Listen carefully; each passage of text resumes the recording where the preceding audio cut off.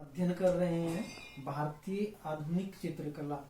तो भारतीय आधुनिक चित्रकला में आज का हमारा जो टॉपिक है वो है के वेंकटप्पा। के वेंकटप्पा के बारे में हम डिस्कस करेंगे। के वेंकटप्पा का जन्म कब हुआ था, के वेंकटप्पा की मृत्यु कब हुई थी, के वेंकटप्पा की शिक्षण कार्य, मतलब उसके थोड़ा जीवन परिचय के बारे में हम अध्ययन करेंगे।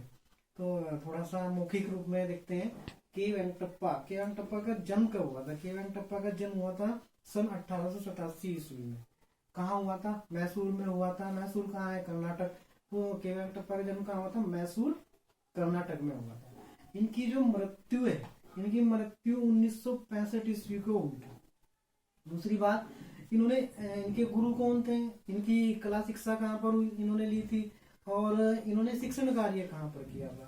तो गुरु की बात करते हैं तो इनके गुरु थे बहुत ही जाने माने आर्टिस्ट, कलाकार, और वैसे ही जो के वेंकटप्पा बंगाल शैली के कलाकार हैं।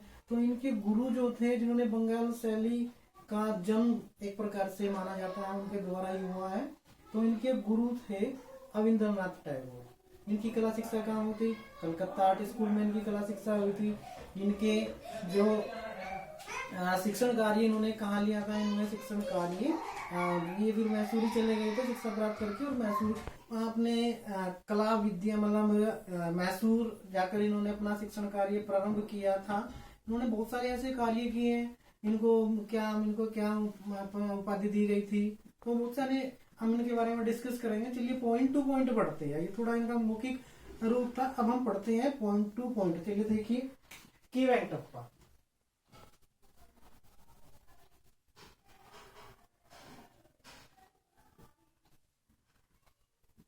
के वेंकटप्पा ये एक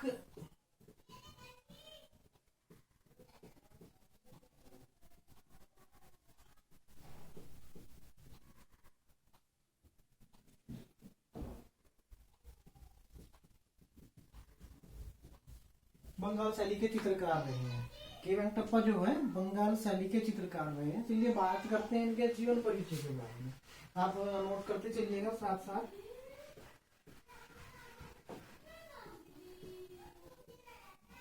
जीवन परिचय। तो जीवन परिचय में सबसे पहले आता है जन्म।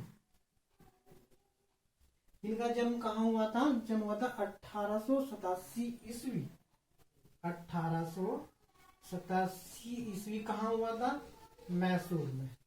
और मैसूर कहाँ है? कर्नाटक। ठीक।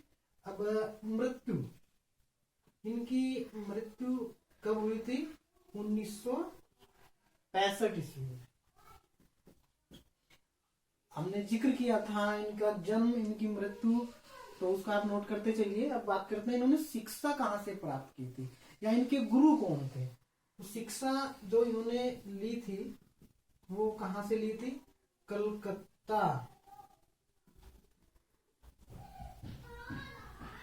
Art school.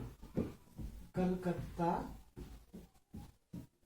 आर्ट स्कूल से इन्होंने शिक्षा प्राप्त की थी। गुरु कौन थे इनके? गुरु थे अवनींद्रनाथ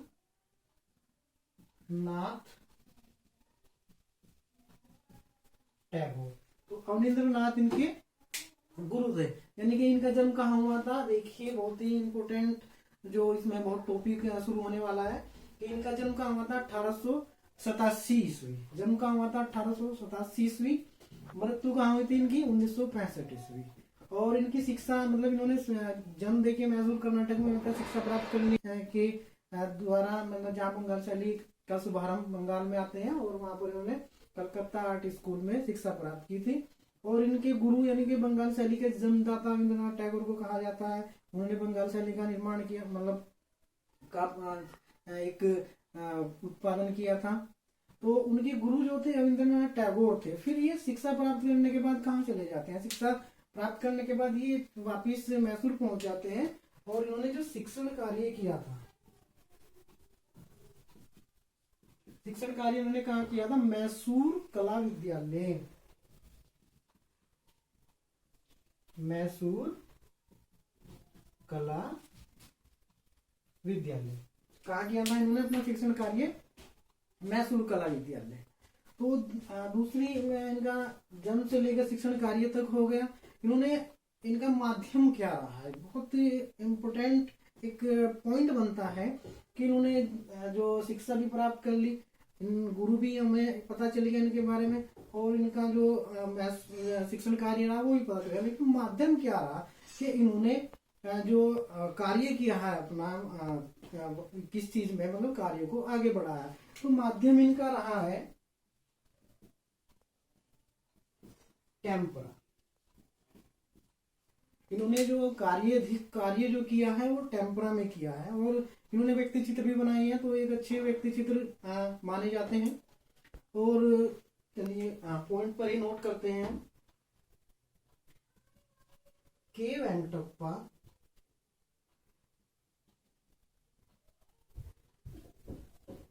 एक अच्छे व्यक्ति चित्रकार माने जाते हैं। के वेंकटप्पा एक अच्छे व्यक्ति चित्रकार माने जाते हैं। इनका जो रंग विधान, मतलब माध्यम तो टेम्परा हो गया, लेकिन रंग विधान क्या रहा है इनका, इन्होंने जो रंग विधान इनका कैसा रहा है, कैसे रंगों को इन्होंने प्रयोग करना, मतलब प्रयोग करते थे अधिकतर ये। तो इनका जो रंग विधान की अगर हम बात करें, इनका रंग विधान जो है वो बहुत ही मधुर है और वह चटकीला। इनका रंग विधान कैसा है, बहुत ही मधुर है और चटकीला है। दूसरी बात इनके बारे में, दूसरी बात ये है कि इनके जो पूर्वज रहे हैं, मतलब इनके जो वंशज रहे हैं, वे विजयनगर दरबार में चित्रकार थे। मतलब विजयनगर जो दरबार था उस समय का, वहां पर चित्रकार रहे हैं। तो इनके जो पूर्वज थे के वेंकटप्पा के पूर्वज विजयनगर में दरबारी चित्रकार थे। यानी कि के वेंकटप्पा के जो पूर्वज थे, उनके जो वंशज थे, वो विजयनगर जो दरबार था वहां पर चित्रकारी करते थे। इसीलिए बहुत अच्छा पॉइंट बनता है, इसको आपने नोट किया है, चलिए नोट कर लिया होगा, क्योंकि साथ साथ नोट करते हुए चले तो बहुत अच्छी बात है, फिर उनको हम बाद में डिस्कस कर सकते हैं।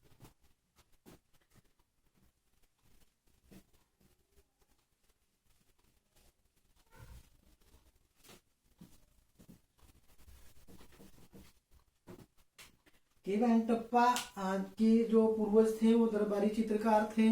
पॉइंट अब बनता है इसीलिए, यानी कि के वेंकटप्पा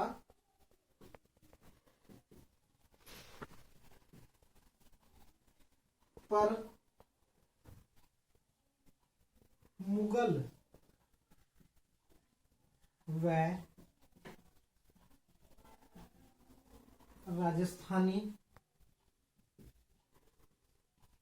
शैली का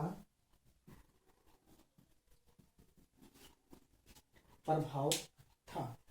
के वेंकटप्पा पर मुगल शैली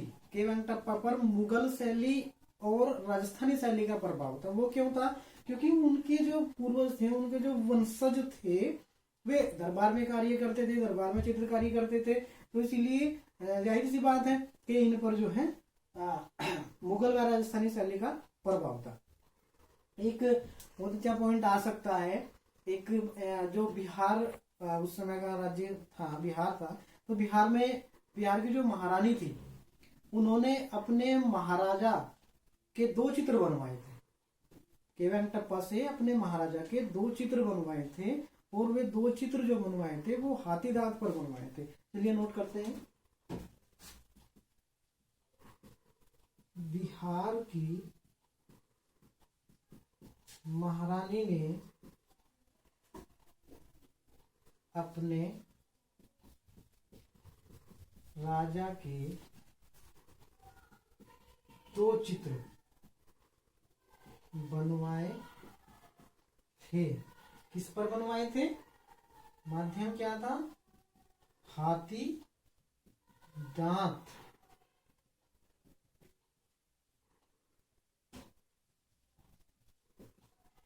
हाथी दांत पर उन्होंने अपने महाराजा के 2 चित्र बनवाए थे। तो उन्होंने किस माध्यम पर बनवाए थे? हाथी दांत पर बनवाए थे। अब एक पॉइंट नोट कीजिए इनका।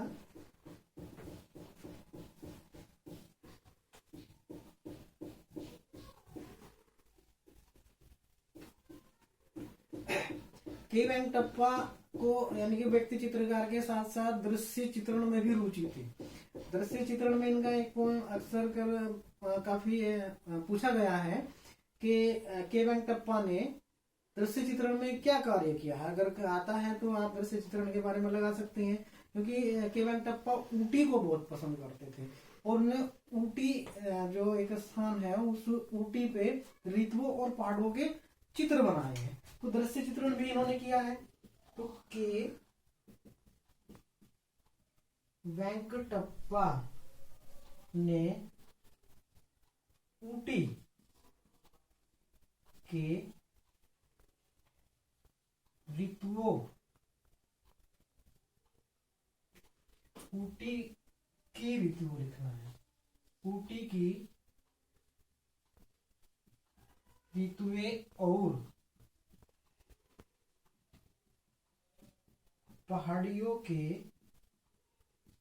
चित्र बनाए थे। तो के वेंकटप्पा ने ऊटी के दृश्य जो चित्रण किया है ऊटी में, वो ऋतुओं और पहाड़ियों पे का चित्र बनाया था। अब इन्होंने के वेंकटप्पा ने रामायण पर भी, रामायण श्रृंखला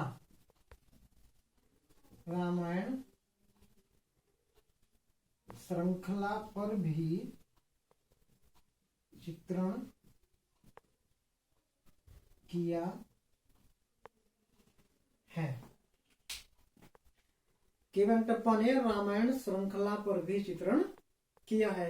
एक बहुत अच्छा पॉइंट है जो अधिकतर पूछा भी जा सकता है और पूछा जाता भी है कि बंगाल शैली का मंसूर किसे कहा जाता है। देखिए, अगर हम बात करें मुगल शैली की, तो मुगल शैली में एक चित्रकार रहे हैं जिन्होंने पशु और पक्षियों का चित्रण किया है, तो उनका क्या नाम था? मंसूर था।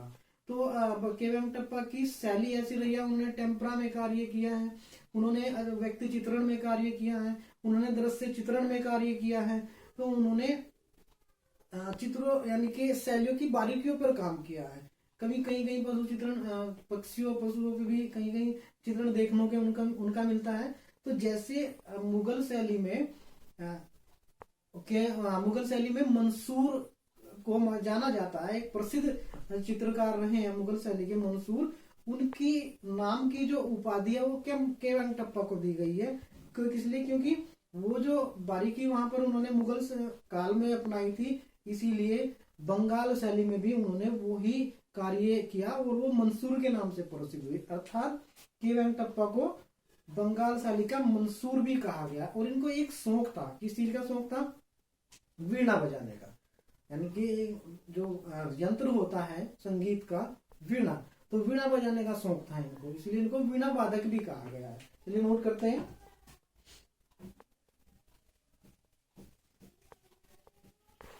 वेंकटप्पा को बंगाल शैली का मंसूर भी कहा जाता है। और इनको यहीं पर नोट कर लीजिए, और इनको वीणा वादक भी कहते हैं। अगर क्वेश्चन में आता है कि के वेंकटप्पा कौन सा वाद्य यंत्र बजाते थे, यानी कि उनको कौन से वाद्य यंत्र बजाने का शौक था, तो वो वीणा बजाते थे, यानी कि वो वीणा वादक भी उनको कहा गया है। और बहुत ही इंपॉर्टेंट क्वेश्चन ये है कि इनको बंगाल शैली का मंसूर कहा गया है। बहुत ही अच्छा पॉइंट है, बंगाल शैली का इनको मंसूर कहा गया है। चलिए अब लास्ट में बात करते हैं इनके प्रमुख चित्र।